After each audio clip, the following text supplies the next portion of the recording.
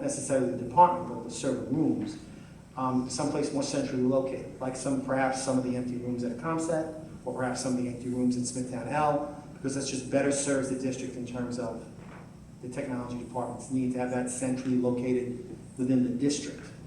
And we could fit it. When you look at Branchbrook, it's 52,000 square feet. We probably couldn't fit all of central office into Branchbrook. You could probably fit the cabinet level offices in, myself and the assistant superintendents, but we would have to relocate perhaps the technology department in its entirety to another location. We would definitely have to locate the command center to another location. We might have to relocate athletics to another location. We'd have to relocate the print shop to another location. So we wouldn't be able to all fit. And Branchbrook also only has, right, they also, I was just getting there, Gladys, they also only have 66 parking spots. So would that be a problem, or that would just be just an adjustment? It would be an adjustment we have to make for the way we work. I mean, we all communicate via cell phone and text and email, and we can pick up the phone and talk to one another. So that's certainly not going to be a problem. We'd learn to function. So, but that is a possible use should we decide to close there. When you also look at, I asked for the square footage for this concept. They have 62,000 square feet, 106 parking spots. We could probably, I think, basically move the entirety of central office into this concept. Again, there might be one or two things that might not come with us, particularly the server rooms, perhaps the printing department, Frick Library. the Frick Library, some of those things. Training. Training would have to be relocated, yes.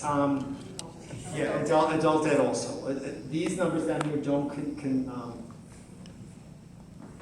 we don't count adult ed in there. We would have to relocate adult ed as well.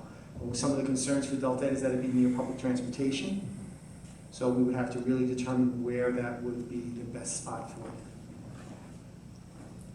So that's just some of those, I know some of those things that come up. I know Louis has submitted some questions regarding square footage and whatnot. While you have that slide up, can we talk a little bit about the acreage of Yes. some of these parcels? And I asked that because, my concern and some of the other community concern is down the line, things can be cyclical, enrollment builds up, rather than looking down and having to reopen a school.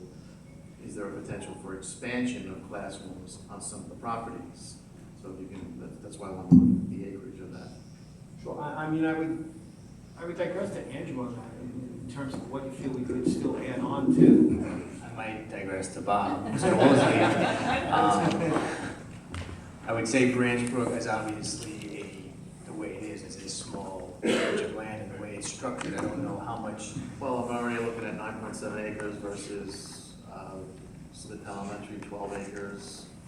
So I would ask that question, if Smith Elementary is still open and you need more classrooms, what is the feasibility of opening more classrooms or building more classrooms as opposed to opening up a whole new elementary school on a mothballed site?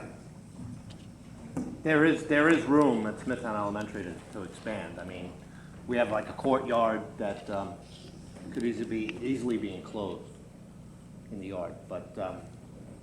And Bob, just to jump in on that Dogwood number, not all that acreage is really useful property, correct? Some of it's on a slope. Right. Again, there's a courtyard available if you had it to redesign it, but parking and the way the property is developed now, it's limited in its expansion in that way. Well, one of the questions too, Lou, that I know you guys, I'll flip to another side now, is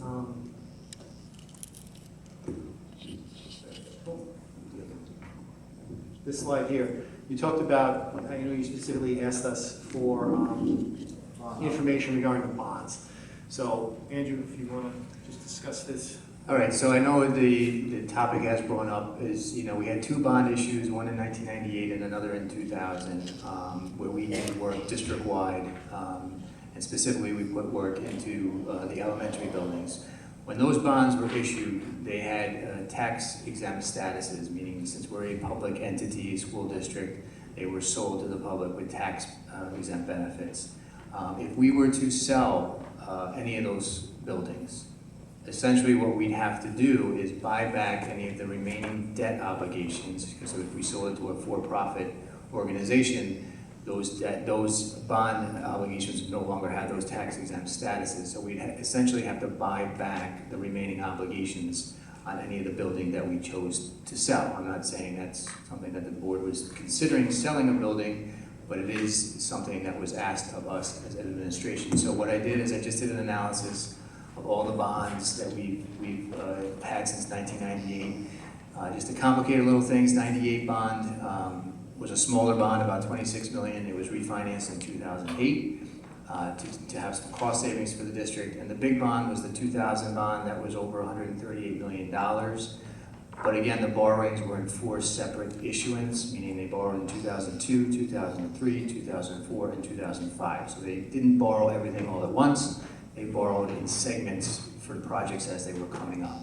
So what I did is just try to show the board what would be remaining on each of those elementary buildings year by year.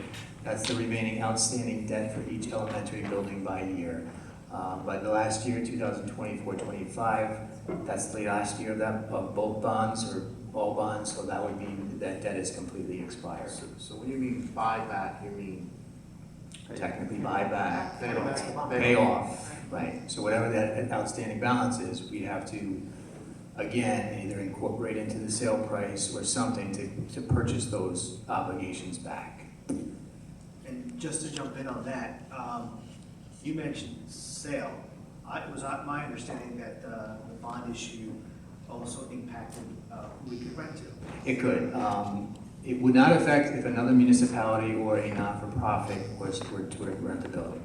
But if we were to lease the building for a for-profit entity, it could affect the ability for us to lease. What bond counsel would have to do is, since bonds have been coming off gradually year after year, they would have to do a calculation, depending on how many bonds were left versus how many bonds were expended versus how much space that particular organization wanted.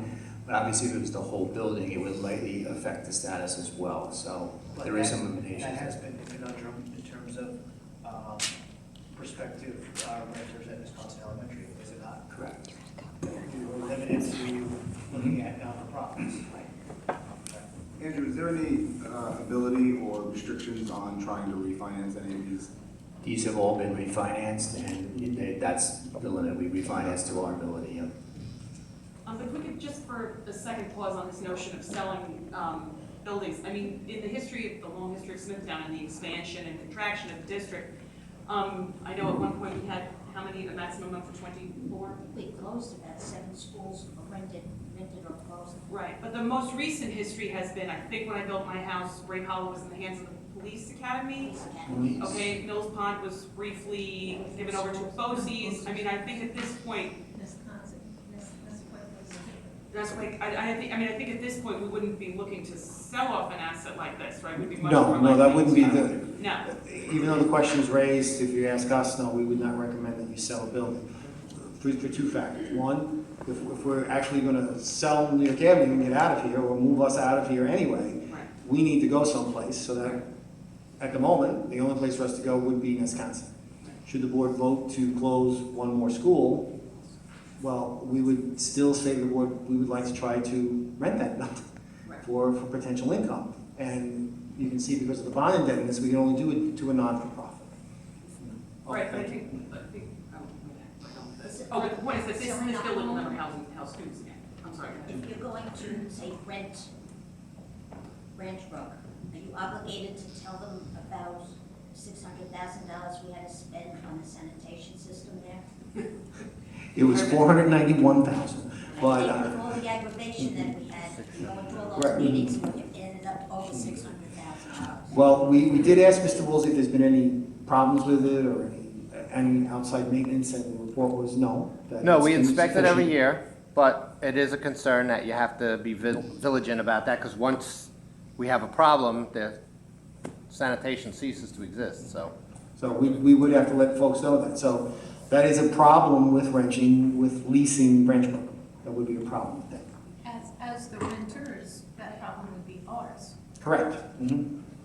On that note with the septic system or whatever else, Can you talk about the buildings as far as which ones need the most upkeep? I understand that Branch Brook has had a lot of good things done to it, and up to date on certain areas, so is there any consideration, what has been the consideration for, you know, what we have to spend? I know some of it's aidable, so we have to, right? Right, I mean, if you looked at our most recent 5-year plan, which was completed about 5 years ago, we're having updated now with our new architect. All the elementaries had work projected.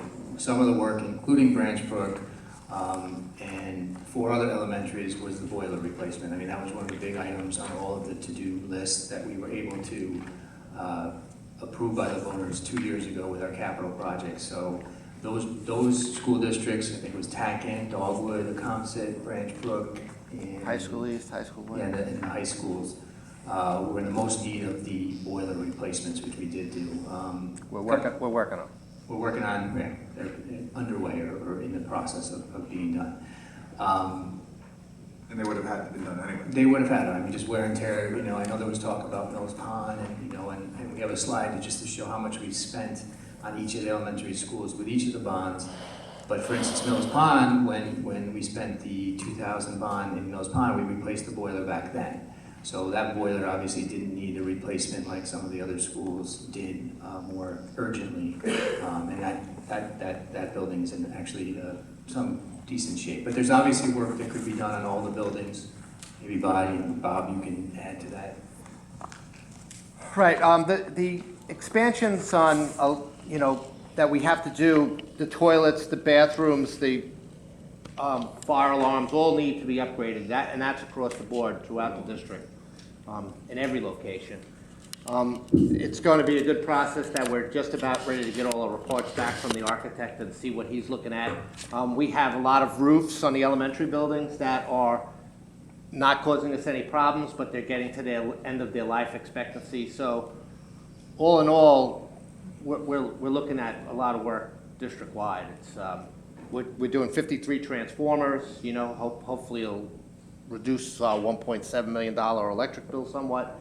And, you know, all this stuff has to be maintained, and we have to have a program for replacing the bathrooms and working on other systems that are being overtaxed. But we're not saving, depending on what school we close, we're not going to be able to avoid doing